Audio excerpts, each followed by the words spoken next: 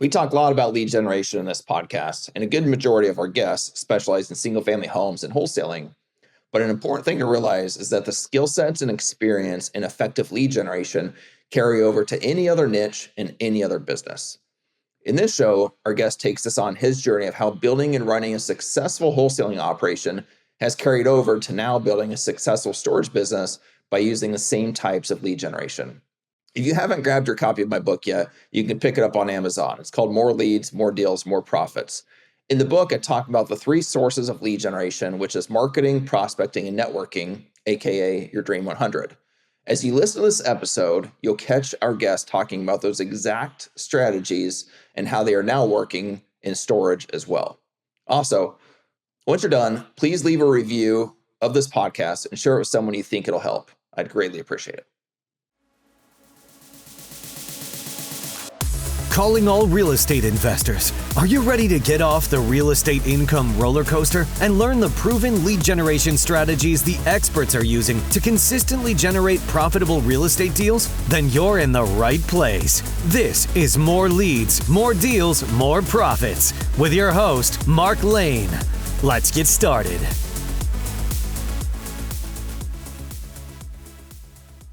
All right, everybody, welcome back. In this episode, I'm super excited. I've got a good friend, Alex Pardo, that we were in a mastermind together several years ago. Alex had a pretty significant wholesaling operation going, definitely more than average, and he's made the switch into running storage now, storage facilities.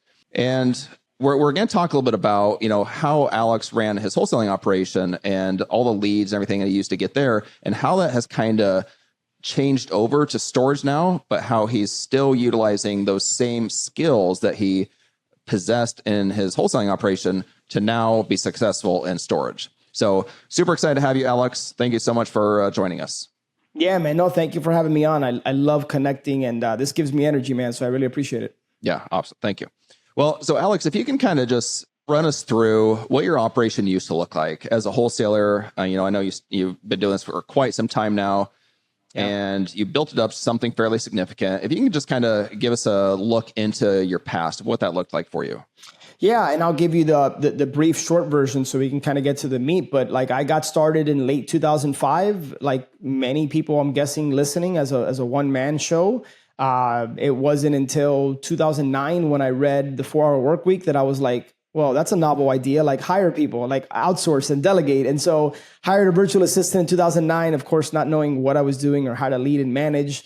Fast forward to 2013, Mark, that's when I hired, I went from a VA to now hiring an acquisition manager. And that's when I got a taste of like, man, I really like the idea of not having to speak to homeowners and write the contracts and like wear all the hats in the business. And fast forward throughout the years, when we got to 2019, I had a team of 9. I had a lead manager, a virtual assistant. At one point, I had 2 acquisition managers, a dispositions manager, and a transaction coordinator. And then I had some virtual assistants, of course, and myself. And I had an office, and I had the marketing and the high overhead and what I thought I wanted. What I thought the business would do when I hired a team and did all that. And I quickly realized it was the exact opposite of what I wanted. You and I were just talking before we got started, but we were doing, somewhere between 50 and 75 deals a year on average, right? Yeah. And we were making pretty good money, right? But we were making good money, quote unquote, top line.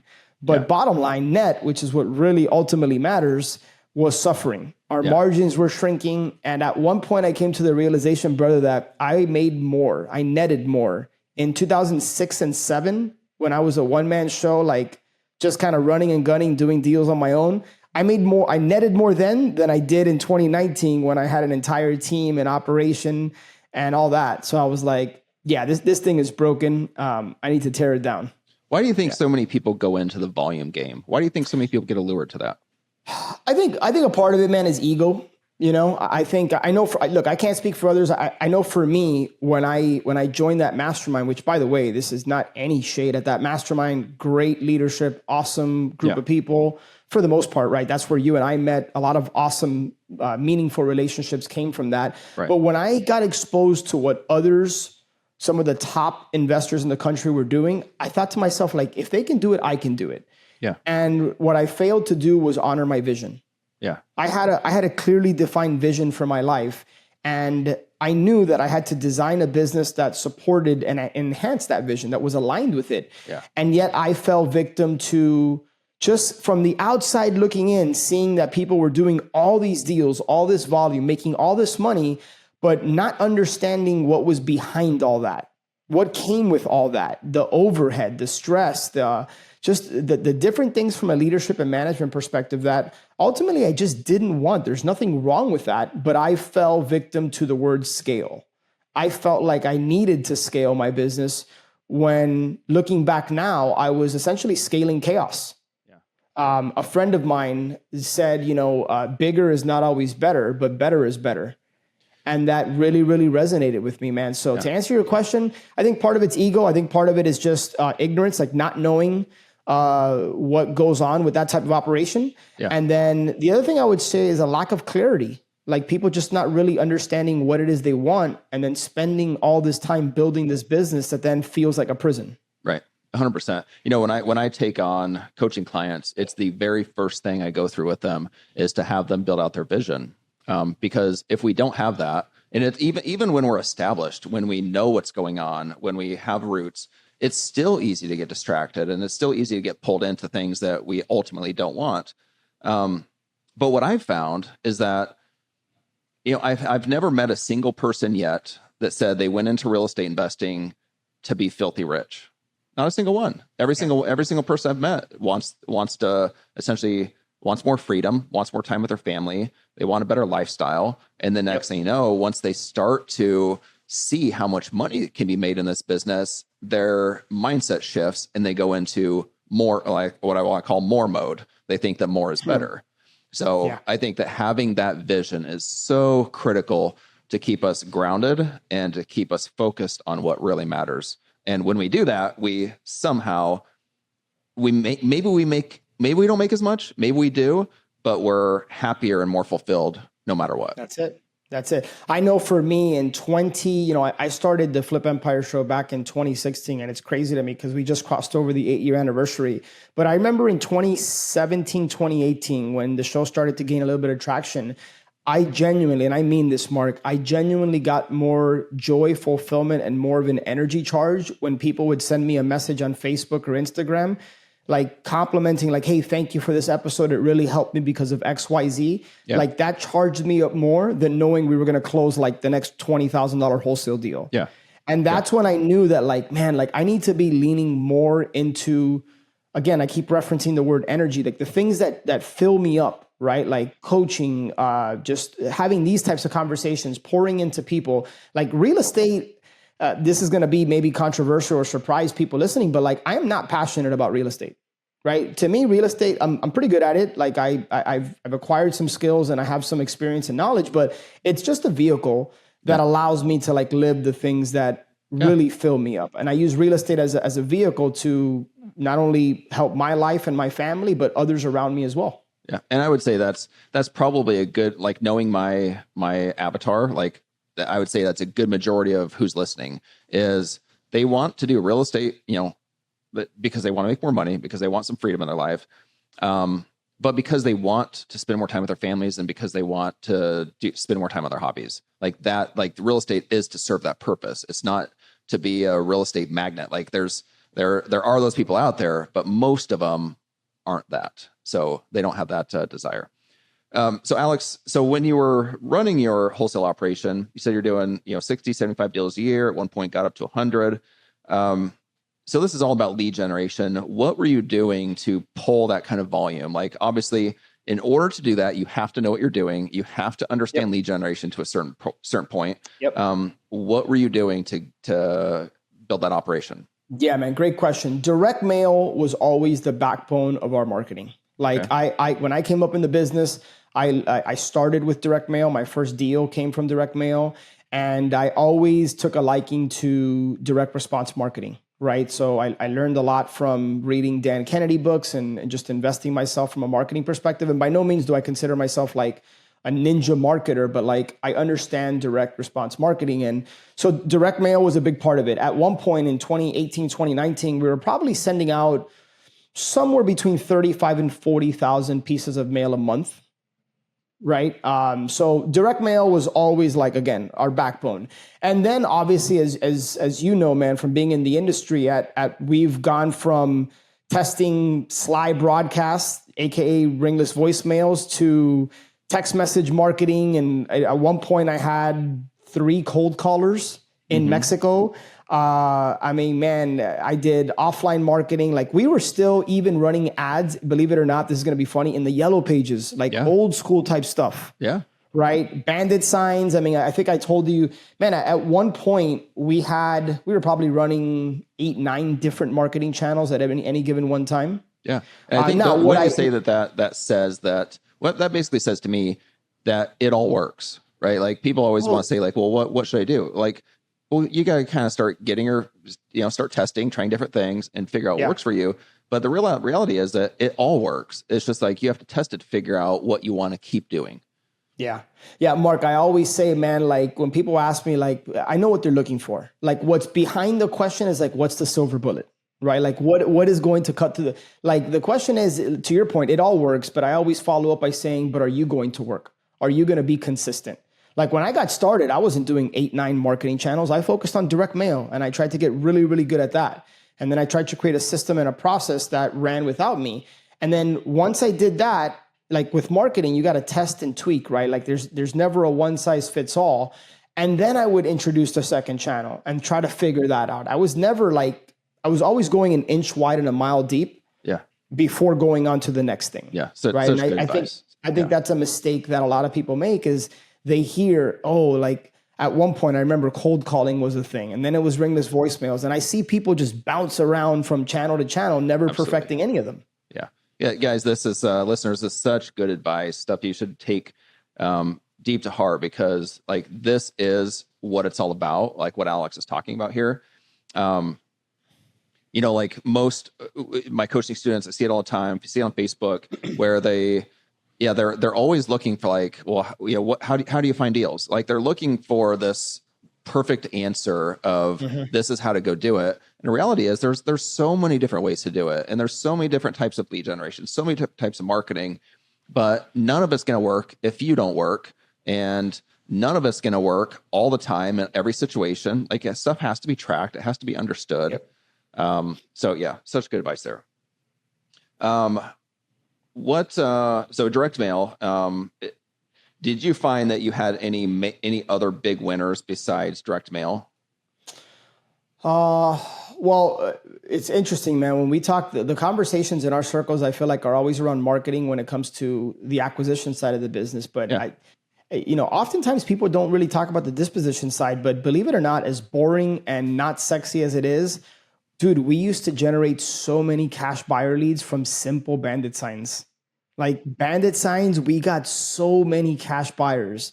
Man. So like, I want to give a shout out to the disposition side because like, I just find that 80% of the time the conversation is around like generating motivated seller leads, but like cash buyer leads, people feel like, hey, it's a dime a dozen. Like, let's not really market to that. But bandit signs, man, I'm big on relationships, brother. And the way that I view relationships, to me, relationships are like SEO, right? So search engine optimization. If you know anything about online marketing, you know that you can't just throw a bunch of money at SEO and expect results like today or tomorrow, right? That it takes some time. And that's how I view relationships. And so the thing is, I think we live in a microwave society. I forgot where I heard that, but people want results like yesterday without necessarily like putting in the time. And I think too many people when it comes to relationships are transactionally based. Yeah. They're always like, there's a hidden agenda. They're wanting something from the other person. And I think that is the exact wrong way, the opposite of what you need to be doing, which is just pouring into people without the expectation of anything in return. And some of the most successful people I know that build relationships, in my opinion, the right way, they have so much business and opportunity coming to them because they've poured so much into others that the laws of reciprocity just end up tipping in their favor. Yeah. So good. And I think that, it can be tough. I think back when I started, it's tough in the beginning because oftentimes we're in survival mode. Like we're concerned with making ends meet. And so like, that's all we can think about is the paycheck. But yeah, like for listeners, like try as hard as you can to get into the position of just focusing on the other person's interest.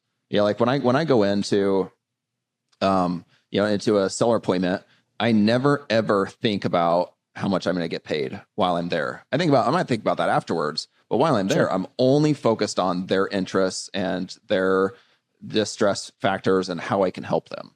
Because that's really all that matters. Yep. Dude, a coach of mine gave me really good advice a long time ago that's always kind of stuck with me. He said, whenever you're in a sales situation, whether it's a homeowner or you have an education business or whatever, treat that other person as if they were your mother or your grandmother. Or how would you want somebody to treat them? Yeah. And so genuinely put like, man, I remember at one point being inside of like sitting at the kitchen counter with homeowners and genuinely feeling like I wasn't their best option. And I wasn't like pushing them away as some sort of sales strategy. But like in some cases I was like, look, I got to be honest with you. Like I'm happy to like make you this offer and do this deal with you. But I genuinely think like this is a better option for you based on your situation. Yeah. Like I would legit say that and it wouldn't be some sales strategy. We're so much alike. I had a very similar conversation like this recently and the sellers were just like, they were just floored because somebody was honest with them. And I told them, I said, I said, if I were you, I said, you don't have any need to sell it to me. You're not in a time constraint. You're not, your house is in perfect condition. You've got tons of equity. I was like, I wouldn't sell it to me if I were you. I said, with that being said, I'm happy to make you an offer and I will. I said, but if I were you, I'd put it on the market because you're going to get $50,000 more doing that. Yeah. And they're just like, thank you so much for your honesty. I said, you know what? Like, that's why I'm still in business is because I look out for other people's interests. I love it. And dude, like this is, you didn't ask this, but I'm going to go here. Like one of the things that I pride myself in trying to be as transparent as possible, and just being like what you see is what you get. And I remember at one point, man, when we were running the wholesaling operation, like I struggled at one point with like, how much transparency do we want to show when we know we're not going to be buying that property? We know we're going to be wholesaling it. And at one point, dude, like I had this internal conflict with like, we were always trying to like hover over the deal. And in South Florida, man, if you know anything about Miami, like there's some shady characters out here that it's very common for somebody to try to like go behind your back and door knock the seller or call. And like we even had situations at one point where like people would like the wholesale emails we would send out, they would show it to our seller and say, look what they're doing. Right. And I'm like, man, this doesn't feel good. Right. Like this is and then at one point we just got to the point where like, we're just going to tell the person like, hey, listen, like it's in black and white and we like stress it. Like we're going to resell your property and we're likely going to make a profit. Do you have any issues with that? If I'm able to get you what you're looking for? And just like telling people, and it just took this weight off, like just being brutally honest with people. And did we take ourselves out of some deals that we probably could have gotten? Yeah. But I just hated the feeling of walking on eggshells in the wholesaling business. And so I don't know where you land on that. But I know still a lot of people to this day that the sellers they're working with have no idea they're going to turn around, wholesale it and make 20 grand. And there's nothing wrong with them making 20 grand, by the way. But I just didn't like the fact that I wasn't like coming outright and just telling them that and that they didn't know. Yeah. I mean, in our purchase agreement, we have a very simple one-page purchase agreement. And there it says on the last lines, buyer is purchasing the house to rent or resell for a profit. Exactly. So we have it just, same thing, black and white. In fact, it's in bold. Like that's the only part of our contract that's in bold because we want them to understand that it doesn't matter whether we're fixing and flipping it. It doesn't matter whether we're flipping it over to another investor. They understand that we're going to make a profit on it and it shouldn't matter how we're doing it. That's right. But that's right. Anyway, okay. So tell us a little bit about where you're at now and how, like why that change happened. Yeah. So in 2019, my friend Steve and I were running a mastermind called Ascend, which up until recently we were running almost 5 years. And I was coaching a gentleman in that mastermind that owned the storage facility. And I got an inside look into what an awesome asset class it was. So, you talk about it, right? Like, why do people get into real estate? Ultimately, like, yeah, they want to make money. They want to generate cash flow and build wealth. But like you said it's about freedom. It's about time freedom. And in my wholesaling business, I I had some level of that, but like not really. I was constantly like putting out fires in my brain. And when I automatically assumed, Mark, that I was going to transition at some point from single family into multifamily. I feel like that's like a natural progression and graduation for a lot of people. And yet when I started to research the different commercial asset classes, I discovered that self-storage was what was considered the most recession-resistant asset class, meaning in a good market or a down market, for a variety of reasons I could talk about, it does very well. I started to really realize like think about like the society we live in as far as like consumerism, and people are always buying things and then they need a place to store it. Yeah. And it's a very sticky product and service. And to me, storage just clicked. Like it was simple. Like, what do? We rent space. Mm-hmm. And so I just started researching the asset class once I kind of shut down the wholesaling operation. And I had a few friends and people in the space that I got to kind of lean on. And December of 2020, man, was when I fully committed to storage. And so today I own 3 storage facilities, totaling 838 units. I have 2 in Mississippi and 1 in Florida. And then I've wholesaled a couple other facilities. And man, it's just been, I was sharing with you that a lot of the time and energy in the storage business is spent in finding the right opportunity, structuring it. But once you get that thing dialed in, and because I have third-party management, my portfolio, I might spend an hour and a half to 2 hours a week, right? And it cash flows, it provides time freedom. It's a simple business. There's never any emergencies in storage. I mean, short of a building on fire, which knock on wood has never happened, like nothing is urgent. Nothing is like, oh my God, you got to drop what you're doing and go meet that seller. Yeah. And so it's just a simpler business in my opinion. Yeah, and I love the fact, Mark, that it's a real business. It just has the benefits of real estate. Yeah. Yeah. Right. So those are just a few of the things. What did you learn from your wholesaling operation that you feel like has now played out in your storage business? You know, how has that relate into some of your success now? The first thing that comes to mind is like my ability to communicate and connect with owners, right? The conversation with a storage owner is so much different than a conversation with a quote unquote motivated seller. Number one, these people are business owners. Number two, most of the time, they're not emotionally attached to the asset. And it's just an easier conversation, right? I'm not having to, sales is sales. So obviously you want to get into, people make decisions based on emotion and they justify by logic. So you still want to kind of touch on pain, like why would they consider selling? But man, everything, I would say everything I've learned in the single family space for the most part translates over to storage.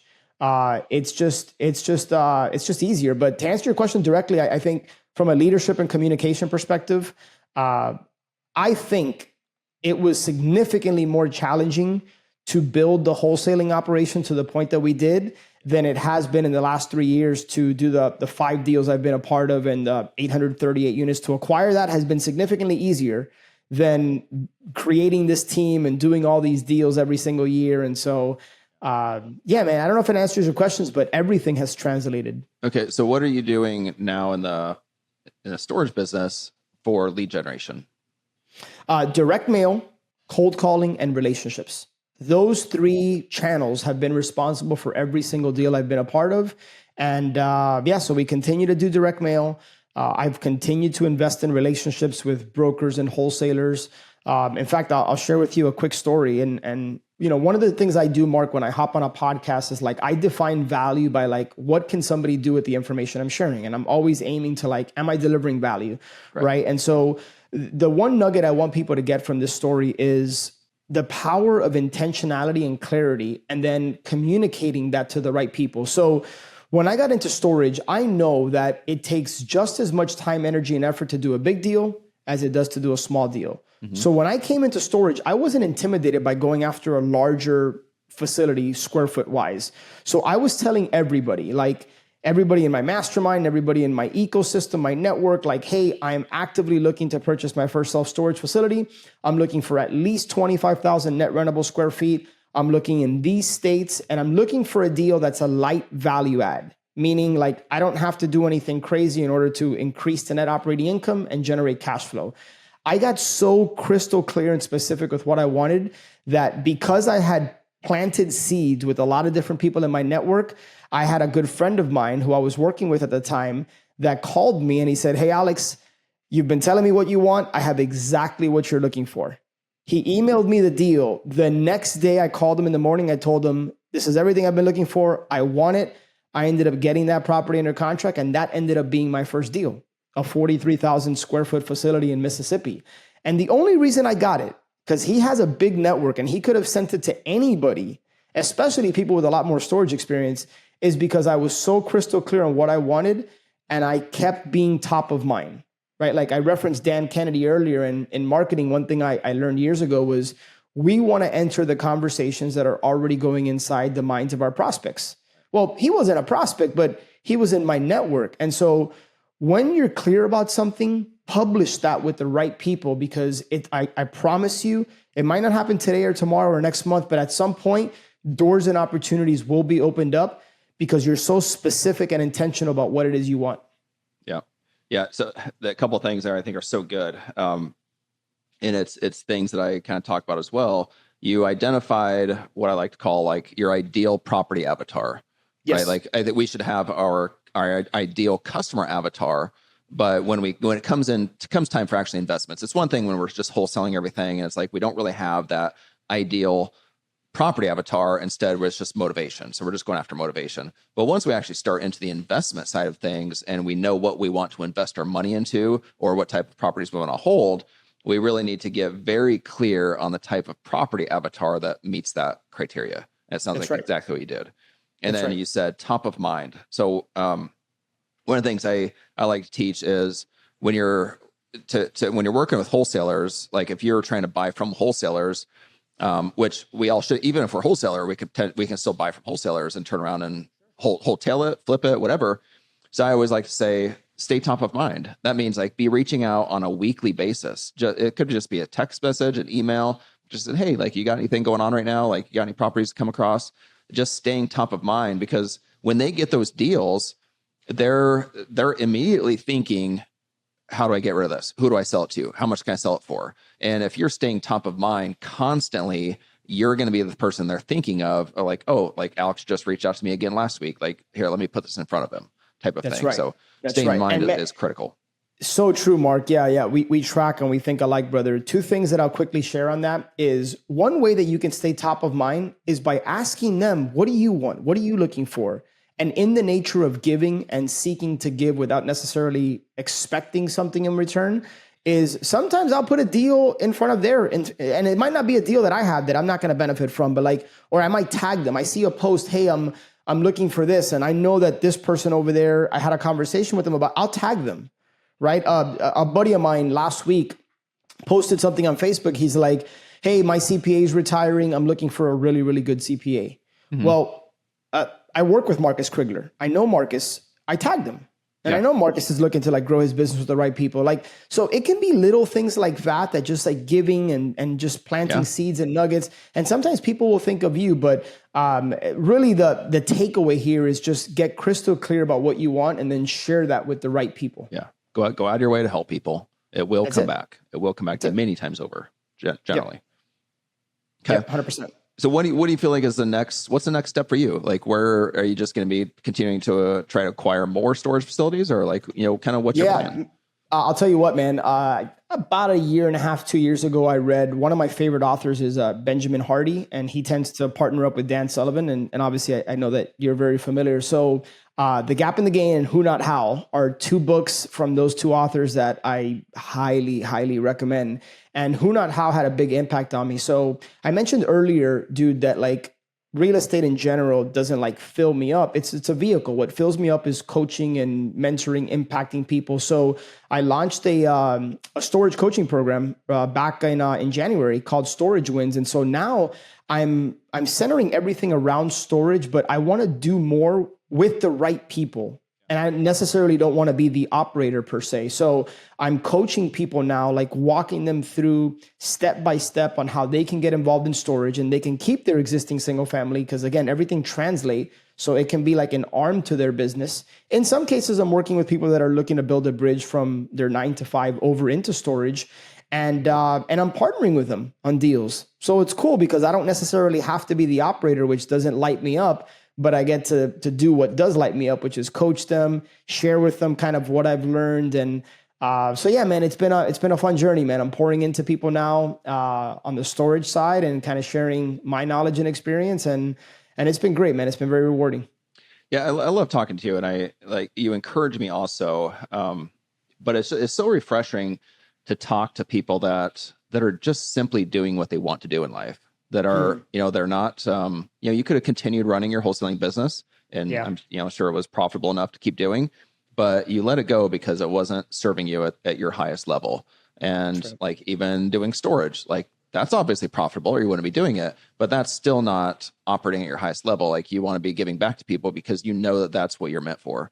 So I think that's just so encouraging. It's insightful, and there's just a lot of wisdom in that. So I appreciate you sharing. Thank you, brother. Thank you so much. All right. Well, let's wrap it up. Alex, where can people find out more about you and how can they connect with you? Yeah, man. Again, appreciate the opportunity. This has been a fun conversation. A couple different places. And anybody looking to have a conversation about storage, www.storagewins.com, WINS, storagewins.com. And then I still, to this day, am releasing one podcast a week. So the Flip Empire Show, whether it's Spotify or Apple Podcasts, if you Google it, you can likely come across it. So yeah, the Flip Empire Show is where I'm putting out a lot of my content these days. Okay, awesome. Alex, thank you so much for sharing everything. Thank you for being here, and we'll talk to you soon. Thank you, my friend. This was fun. This episode is over, but we're not done here. For tons more actionable advice, be sure to subscribe to the podcast so you never miss an episode. Ready to get help from Mark directly? Visit marklaneeducation.com to schedule a consultation and kickstart your lead generation strategies right away. We'll see you next time on More Leads, More Deals, More Profits with Mark Lane.